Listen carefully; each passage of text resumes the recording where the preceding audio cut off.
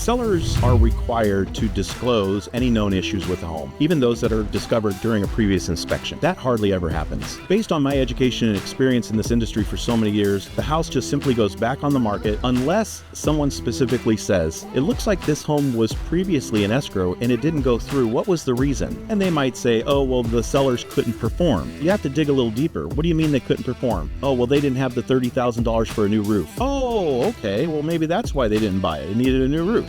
So first thing you need to ask, was there a previous inspection on this home? And if so, I want a copy of that report. By law, they have to provide that because that's disclosable information. Oh, wow, that's huge.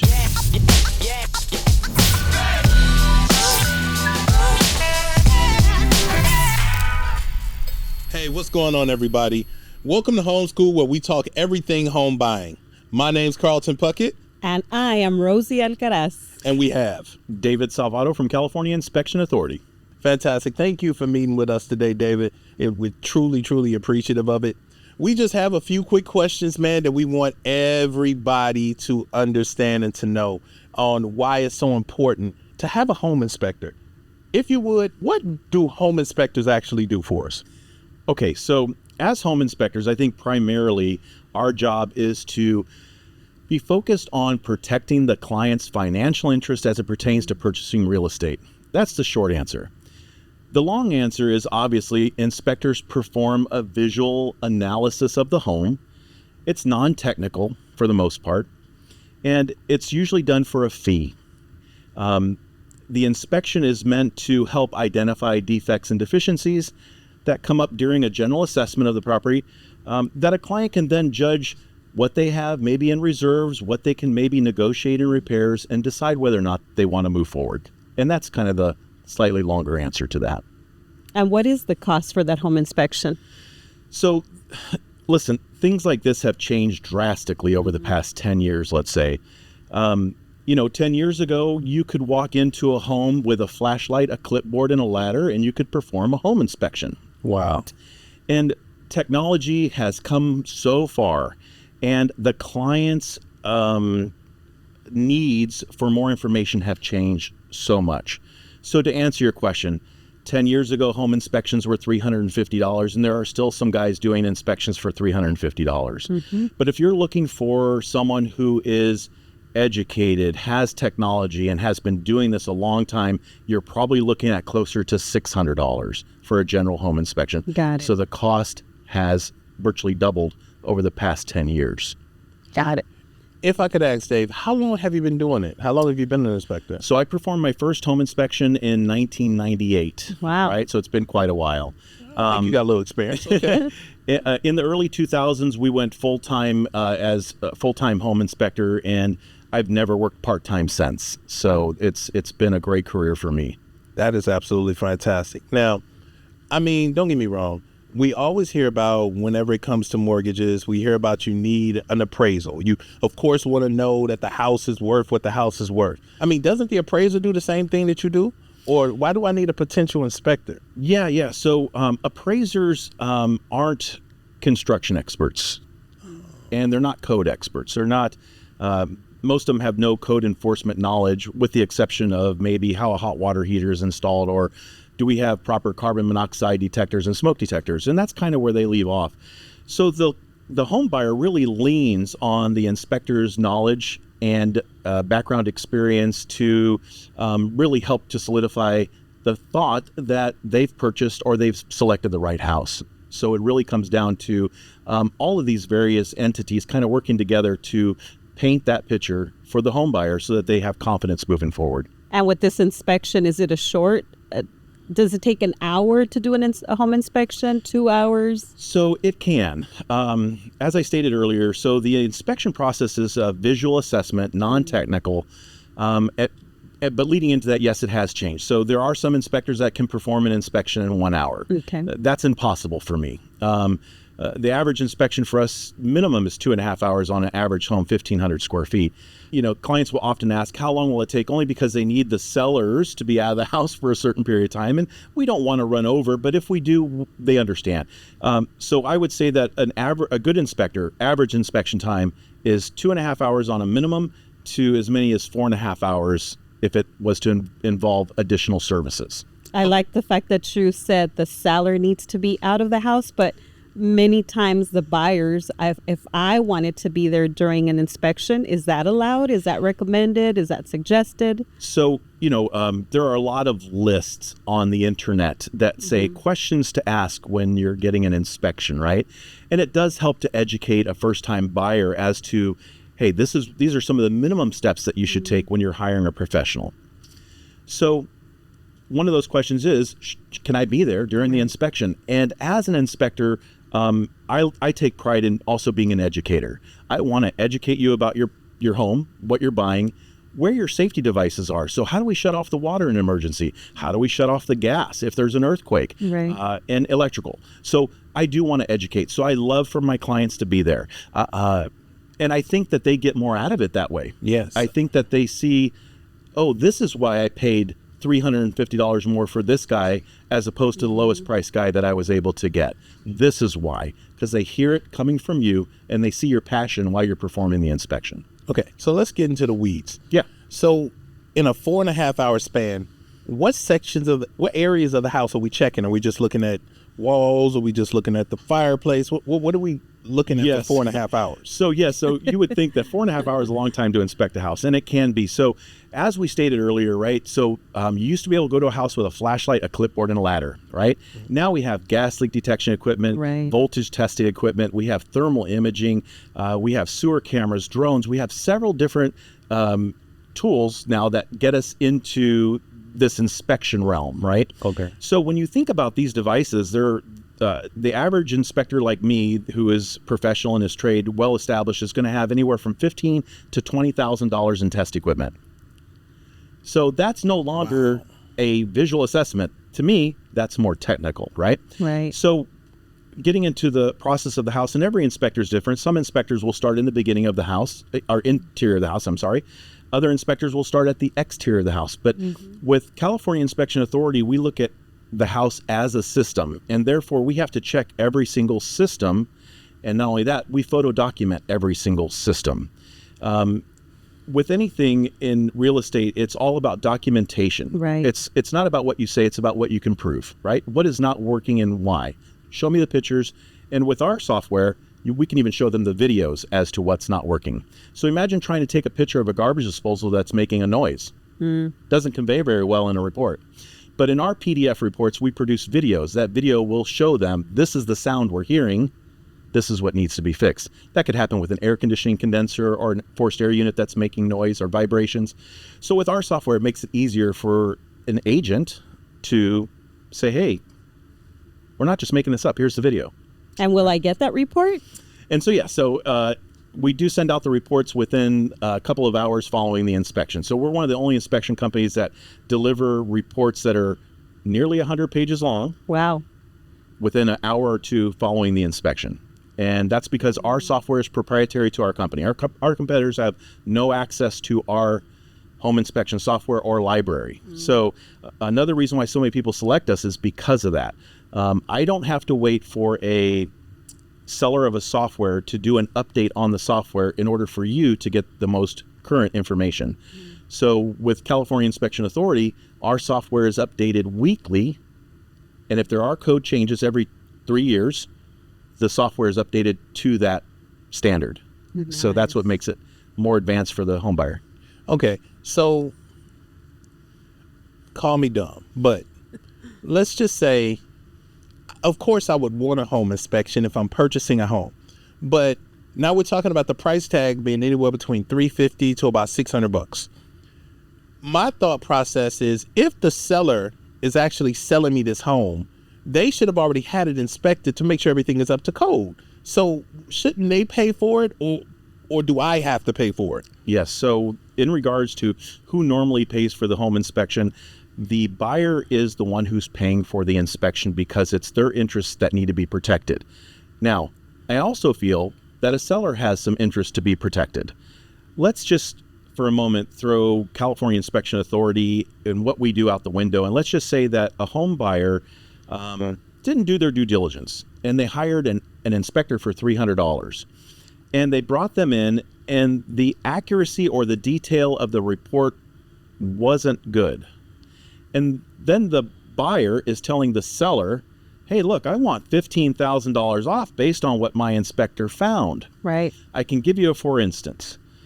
We did a follow-up inspection to an inspector who some of their findings came back as negative. So the client said, hey, I need to get my own inspector in there and we need to find out what's going on. So the previous inspector said that the hot water heater could not be on a wooden platform because it's a combustible material. This repair was going to cost the sellers $2,000.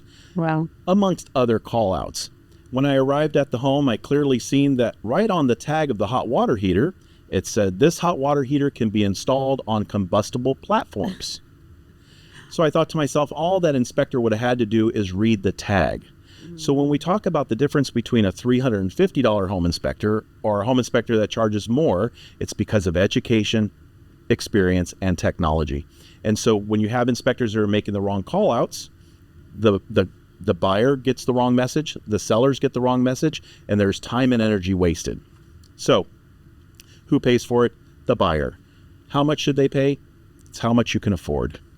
That makes actually perfect sense now. See, I never even thought about it from the seller side of things. That yes, if me as the buyer, I could go get my uncle and say, you know, he's a home inspector and he goes and finds all these things with the house to try and get them to knock more money off. So yes, I could see why you could come in and then you protect the interests of the sellers. Well, that is, I never looked at it from that aspect. Yeah, the accuracy of an inspector's report is what's most important, and that's their signature. That's what they're known for. So if you're making call outs and then they're getting contractors in after you and they're saying, oh, well, he's kind of right, or no, that doesn't apply in this instance, all of a sudden your credibility is shot. Right. And if you happen to be, let's just say, if you happen to be an agent who's recommending that inspector, sometimes your own credibility can be in jeopardy when it comes to making those bad recommendations. It definitely does. And so what about your qualifications? I understand you have very good equipment and tools, but Thank you. What about education? Does a home inspector have to have some kind of a license? Yeah, so California probably has one of the lowest entry thresholds to be a home inspector, and that's where the threat comes to first-time home buyers who don't know better. So California has no licensing for home inspectors, absolutely none. Wow. The only thing they do have is called the Business and Practices Codes, which is related to performing home inspections in California, which states the inspector should be certified, right? And they do mention a couple certifications. The inspector should have a proper business license, like any business. And the inspector probably should be insured, but it's not required by law, right? Now, that leads us into another point. You know, when you have someone who's doing inspections for $350 versus someone who's doing them for $650, I'm required, because of the type of work that I do, to have a multi-million-dollar insurance policy. And it's not just one policy, it's per occurrence, because I'm inspecting homes every day of the week. So if I have 10 lawsuits going all at the same time, all 10 people are protected. So that insurance is quite expensive. Wow. Additionally, if we have our general liability insurance, that's also $1 million in general aggregate. So if for some reason I pull up to your house and I drive my car through your garage and out the back of the garage, I'm covered for that, right? Or if I'm testing the upstairs tub and the tub falls through the roof down to the bottom floor, we're still protected with general liability coverage for that. So understand that there are different types of insurance coverages, but as an expert, as a professional in running a business, you have to have your clients and the sellers protected. While we're there, right? So I guess to answer your question more is just that the cost is variable based on a lot of those different things. So what questions should I ask? So, of course, I look and try and do research to figure out which home inspector to go with. Is that something that maybe I should just ask my realtor, hey, do you know a good home inspector? Or should I do my own due diligence? And if I do, I don't know what questions to ask. Yes, so I'm going to make an admission here. I'm probably on the list of maybe 10 real estate agents. And I know that will shock you. After being in the business this long, there comes a time when you get to a certain point and then you almost become threatening to some because you know too much, right? And we would all think that, well, that's the type of individual we want inspecting the house for our clients. But we have real estate agents that hire us for their own family, but won't put us on their own list as a recommended home inspector. And I'm okay with that. It does send a signal to me that I have reached a certain point in my career where I am so good, I'm only good for their family. And but to answer your question, who asks the questions, who goes there? So if your agent has a list of home inspectors, that's absolutely fine. I think that that's great. I think that you should go to the list, then cross-reference everybody on Google, cross-reference everyone on Yelp, and then do your own due diligence, right? Search home inspector, sort by most rated, sort by best rated. And then you look at that list and say, hey, how come this guy isn't on the list? Or how come their guys aren't on the top 3? So always ask yourself why you're getting a recommendation, and then cross-reference it yourself to protect your family's financial interest, right? We're purchasing houses now that range anywhere from $600,000 to well over $1 million just on average here in California. Right. And that's a big financial burden, and you don't need any additional burdens by stuff that got left out during the inspection process. Agreed. Yeah. I like that comment that you said if you drove through the garage. So with that said, it reminded me, what has been the weirdest problem that you have found in a home inspection? Funniest, the weirdest. Okay, so I do some work as an expert witness, and I testify in LA, Orange County, and Riverside as it pertains to sometimes accidental death in the home that may have been caused by an inspector forgetting to disclose something. Wow. And on a case that's closed, so I'm free to talk about it now. We had a young male sleeping in his bedroom who didn't wake up the next day. The reason why this happened was because there was a significant carbon monoxide leak at a receptacle near the headboard of his bed. No one could determine how that happened. We reviewed the report and noted that the inspector had recommended that the roof be replaced. We went and we inspected the roof, and we noticed that the hot water heater vent was 2 inches higher than it previously was in the original roof installation. And what had happened was when the roofer was replacing the roof jack, he twisted the flue pipe, came disconnected in the wall, and that section of flue pipe was allowing the carbon monoxide to fill the wall cavity between the studs and come out right at the receptacle at the headboard of the bed. Wow. Now, as a person who then goes into the field and tries to identify these issues, the lawsuit was against the previous home inspector and not against the roofer. And so I wasn't going there simply to side with an inspector. I was going there to find the problem. We found that the problem lied in with the roofer's application of the roof. So when we talk about crazy things, sometimes the craziest things can actually lead to accidental death in the home. So to me, that's one of the most disturbing or frightening things that can happen during an inspection. That's definitely worth the $650 figure. I think most people would agree with you. Yes, that's worth it. So let me ask this, because I feel like that is so very important. But let's just be realistic. So if a person, let's say you do an inspection on a property, and your inspection uncovers things with the house that are going to be expensive to repair. Sure. Well, me as the actual buyer, I don't want to pay for it, of course. Right. I want the seller to pay for it. But let's say the seller just backs out of the deal and this goes into the next person unknowing. Is there some kind of record that can be placed on the house saying these are the issues with the house to kind of protect the buyer in any way? So sellers are required to disclose any known issues with the home, even those that are discovered during a previous inspection. Based on my education and experience in this industry for so many years, that hardly ever happens. The house just simply goes back on the market unless someone specifically says, it looks like this home was previously in escrow and it didn't go through. What was the reason? And they might say, oh, well, the sellers couldn't perform. You have to dig a little deeper. What do you mean they couldn't perform? Oh, well, they didn't have the $30,000 for a new roof. Oh, okay. Well, maybe that's why they didn't buy it. It needed a new roof. So sometimes when houses have been on the market for a long time, or they taken off market, on market, or so on and so forth, it could be because that there were defects and deficiencies that were revealed during an inspection. The first thing you need to ask, was there a previous inspection on this home? And if so, I want a copy of that report. And by law, they have to provide that because that's disclosable information. Oh, wow. That's huge. Yeah. That is huge.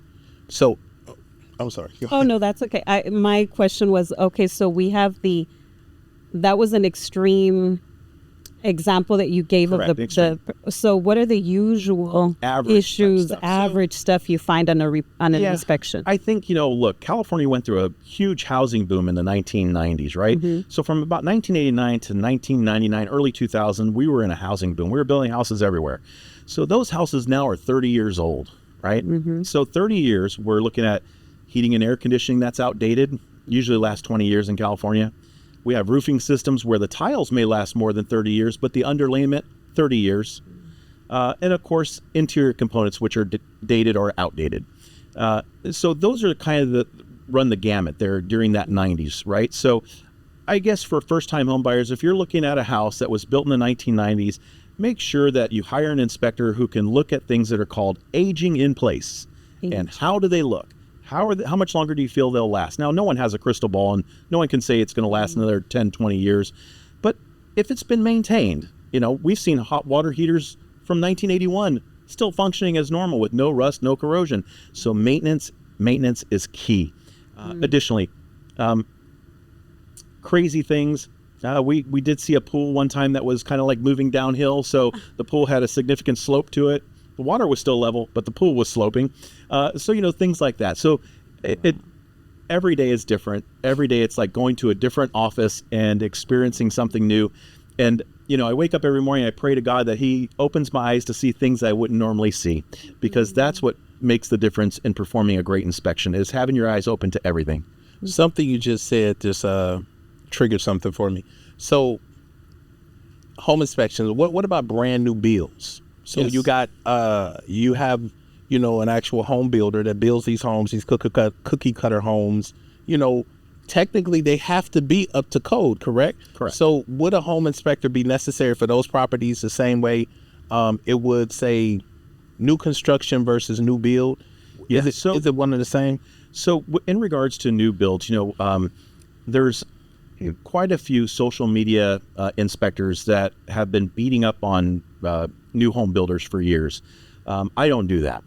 My goal as an inspector is to work with the builder so that in phase number 2, when I come, the same conditions aren't turning up on the report, right? And it's not so much that the builder's making the mistakes. There's various crews and there's various men working on all these houses, and they all have varying degrees of education and experience themselves. And so if I can go in there as a certified master inspector and I can just say, hey, here we are, here, and here, and these are some things that we could do better. And in regards to your comment, they're all inspected. They're definitely all inspected.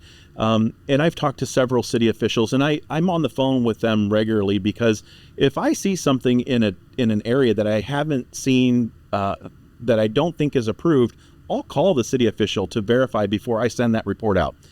And I'll say, Mr. Inspector, I found this on a particular house, and I just wanted to say, is this something that you guys, as the authority having jurisdiction, are approving in this area? And if he says yes, then I'll note the authority having jurisdiction says this is an approved application in this area. But most of these city officials, guys, they have 20 minutes to inspect a house. And sometimes they can push it to 30. His face, he's like, but yeah, they have 20 or 30 minutes. And we went from 4.5 to 20 or 30 minutes. Yeah, so a city official has 20 or 30 minutes to do everything. He has to look at plumbing, heating, air conditioner, electrical, framing, the nailing of ceiling joists, roof joists. It's too much to ask of a guy in 20 or 30 minutes. But not only does he have that house, he's got the 17 other houses down around the cul-de-sac, back the other way. Wow. And so, yes, he has to keep his eyes open to all this. But where we come in is not so much to find out what they missed. My job is not to belittle anybody and say, hey, you missed this. My job is to kind of back them up. And so now there's 2.5 hours from me, 20 minutes from him. We got 3 hours worth of eyes looking at a house. The buyer's more protected. And what do you not inspect? It's a short list. So it would be things like TV, telephone, satellites, built-in stereo surround sound systems, intercom systems. We don't even, to be honest with you, we don't get into looking at yard irrigation.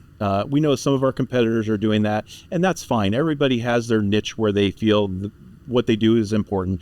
The issue why we don't look at sprinkler irrigation is it takes one bit of sand or one little tiny stone to come up into a sprinkler head, kill the yard, and then you have someone calling you, hey, you inspected my yard sprinklers and now they're not working and my grass is dead. And it's a $2,000 bill. Wow. We don't want to get involved in that. So in short, to answer your question, it is really just those low voltage items, the items I just spoke of that we don't inspect. And you do inspect the roof, the attic, windows, HVAC. You do inspect those? Yes. So we talk about home inspection and the minimum standards of practice, right? Mm-hmm. And the minimum standards of practice are there to really help ensure that you're going to get at least the minimum standard. And there are a lot of inspectors that exceed that, and we definitely do.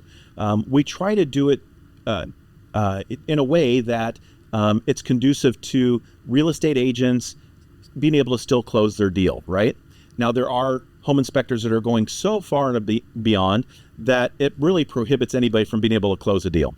So that being said, we start with that exterior assessment. We're looking at things like drainage. Do we have rain gutters? How are the windows functioning? Do we have moisture between the panes of glass?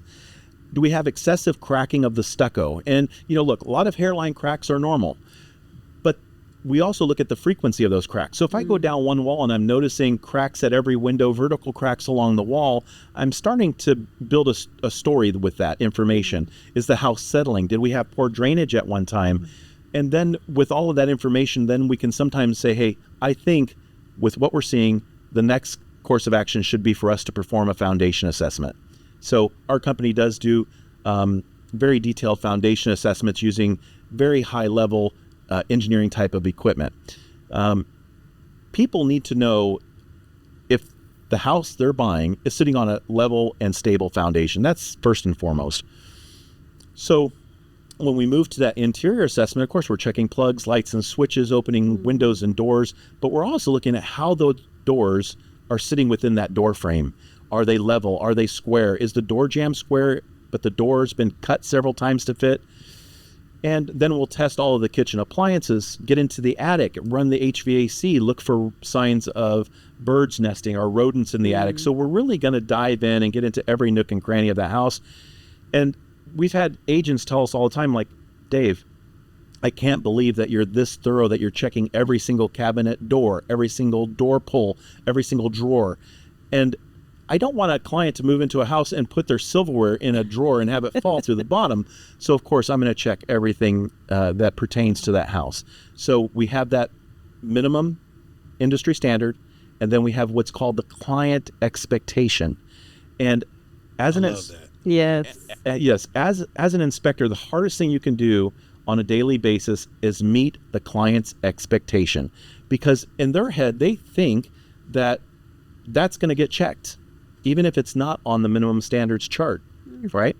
So you have inspectors that are rated for 3 stars, you have inspectors that are rated for 4 stars, you have inspectors that are rated for 5 stars, and the guys who are rated well over 1,000 5-star reviews like us, we're the guys that are doing what's the client's expectation. We're doing that inspection. That's called the real inspection, in my opinion. And do you have like a list of things that you inspect that you give the buyers? So we don't have a list that we give them, but on our website we do have a sample report, right? And in that sample report, we give that to them because we want to publicly show you what we're doing. Okay. I can go to 20 or 30 different home inspectors' websites and not find a sample report. Why is that? Are they afraid publicly that a professional will call them out on something? Likely so. So we put everything that we do, we put everything that we say, we put it in writing, and we back it up 7 days a week performing inspections for the people who pay us, the home buyer. So those are the people we perform inspections for. As a professional inspector, I think the biggest problem in our industry right now is that there are too many inspectors trying to play both sides of the fence. I want the low-hanging fruit from the agent, but I want to take care of this client. And that's where a conflict of interest sometimes happens, because our fiduciary duty like people in the lending industry, is to the client buying the house. So let me ask this question. I'm gonna pose this one a little differently. So let's say, for instance, out of state, you got a family member getting ready to buy their first home. What would you tell them they need to ask when they go into that house? Yeah, so I would say that, you mean questions that they need to ask the inspector? Or questions they need to ask the realtor, just the very first realtor. What questions do they ask in reference to an inspection is, and let me add this little caveat to it. Is it the seller that could say, you know what, I don't want any home inspection done on the house? If you're going to buy my house, no home inspection. Can they do that? Yes. So, I don't think a seller can make that legally here in California. You have a legal right to not only one inspection, but several. So in regards to home inspection in California, I can't speak for every other state, but I will say this, that there was a long time when between 2009 and 2011, during the economic collapse when every house was being sold at half price, investors were purchasing those houses without home inspection. They would say that house was previously for sale at $500,000. It's $250,000 now because of the way the market is. Even if there was a bad air conditioner for $10,000, I'm still on the upside, right? Okay. So why spend $500 for an inspector to tell me that? I already know that I'm going to make money on this house. Now, fast forward now, we're in a whole different market. People are paying very high prices for houses. They're paying over asking price in several cases. A particular agent that I know just recently closed on a house at a $215,000 over asking price bid because of the location in Irvine. So that's why you have to be extra cautious. So don't skip your home inspection. It doesn't matter if it's new or if it's old. There's always going to be some findings, or you'll gain some education from that process, right? And I think that that's where clients have to understand that the inspection is also part of the investment, right? So if you're going to invest in $1 million home, invest in $600 for a home inspection. Agreed. 99% of the time, these inspectors that are charging this kind of fee because they know their worth, they know their experience, they're going to find more than $600 worth of things wrong with the house every time. Yeah. So it's not going to be where you're just throwing money away. So that being said, I would say that don't skip your home inspection. Definitely get one. And if a seller puts some kind of condition down where it's sold as is, where is, still get it inspected, because then you're going to be able to have a list of things that you can take care of over time, where you can budget and you can set up, your like a fiscal type spending for the repairs on your home and perform that needed maintenance. And one final question, or maybe not final, but one more question. Yeah. What's the difference between an appraisal and a home inspection, in your opinion? Yeah, so the appraisal is there to take a look at the general condition of the home, also measure the home's square footage, and then compare that to recent comps in the area to make sure that the price that has been listed for the home is, within line, right? Now, a lot of times when the home is listed, the agent will also do something similar to that to try to come up with a number. And then you'll have your sellers that are saying, the neighbor down the way sold it for $889. And I need to be at $989. I think I have more, even though the kitchen may not be renovated, or the bathroom may not be renovated. But it's still the process of the appraiser to make sure the house is priced right and that the lenders are going to be able to provide the funds to purchase a house. Now, a home inspection is much different than that. We're not there to appraise the value. We're there to tell you what is currently functioning or not functioning, or maybe near the end of its life expectancy, so that you can anticipate needed repairs. Well said. Yeah. So let me get this last question, and you can tell me if something like this exists or not. But I know, like, when you can purchase a car, and if a car ever got into an accident, they always say you can give me the Carfax.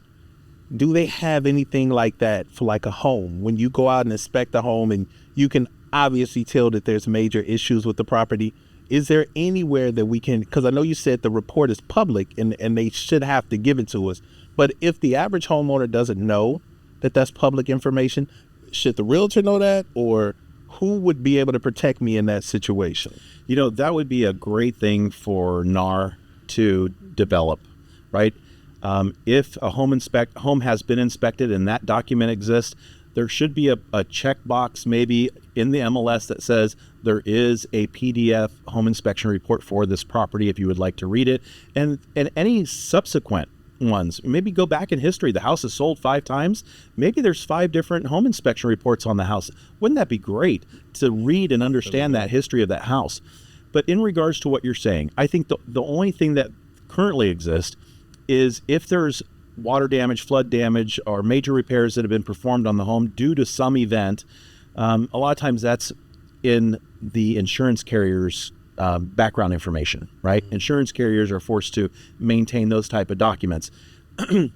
Because I don't really work in that realm so much as it pertains to that, I'm not quite sure how you get your hands on that documents, but most agents have a way of getting that information. I know that for sure.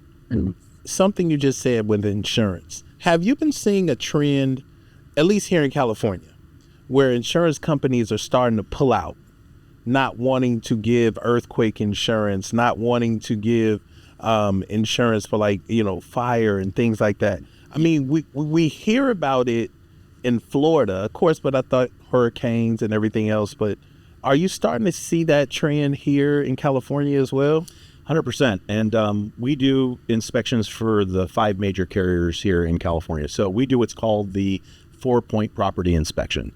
And the 4-point is to help insurance carriers identify their liabilities quickly. And so they'll send us out, or the home buyer will do a search. They'll find us. We'll go out and we'll do the assessment. And they present those findings to the insurance carrier. And then the carrier decides whether or not they want to move forward.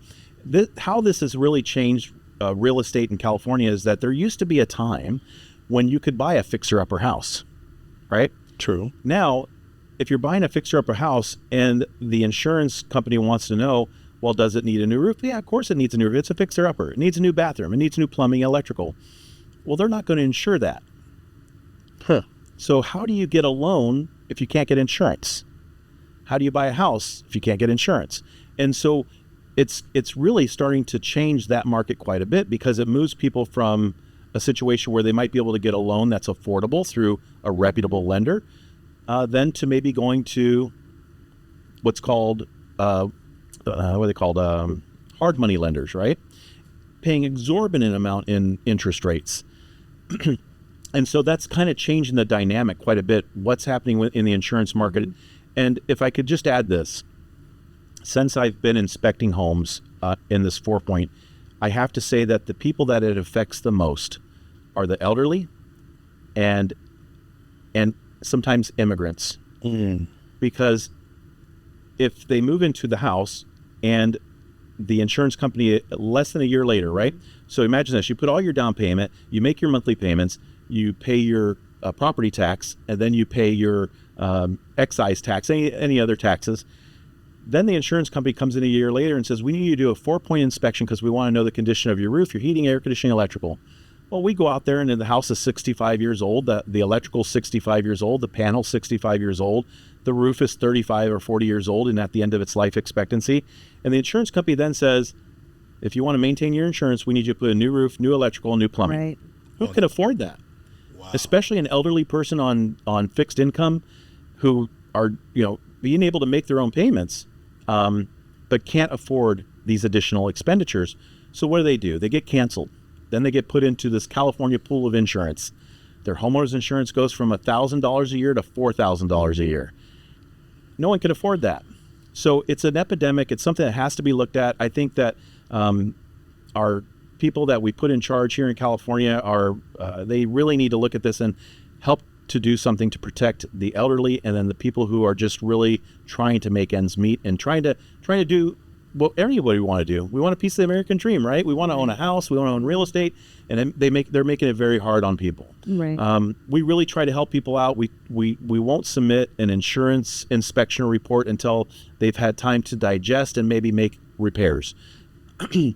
So if we go and we do a 4-point home inspection and it needs a new hot water heater, I'm not going to just send off the report and potentially get them canceled. I'm going to tell them, hey, let's hold on to this. Let's get a professional plumber in here. Let's get them to fix that hot water tank, get it all up to speed, or replace it. And then we'll submit that once we've been able to change that information. So we're trying to help people. We're doing the best we can. And once again, it's all about education and trying to keep them insured. Really appreciate that, David. Well, you all heard it here first. I truly appreciate everybody that tuned in with us today. I hope you got a bunch of valuable information. Once again, my name is Carlton Puckett, and this is... I'm Rosie Alcaraz. And we have... David Salvato, California Inspection Authority. This is Homeschool, where we talk everything home buying. See you next time.